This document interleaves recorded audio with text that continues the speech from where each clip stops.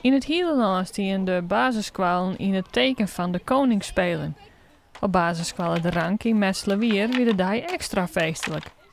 De vierde van de juf en meester en van de koning.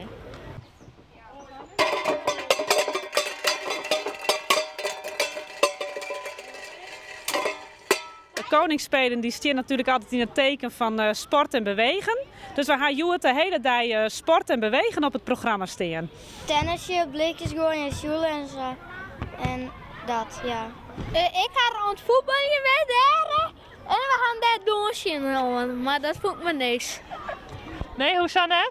Ja, ik ben net zo donzachtig.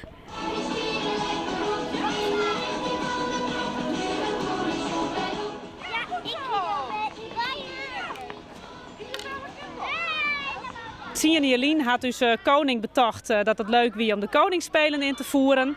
Er jet ik een gezond ontbijt bij. En bewegen is natuurlijk ook gezond. Dus eigenlijk zit het wat in het kader van een stukje gezondheid.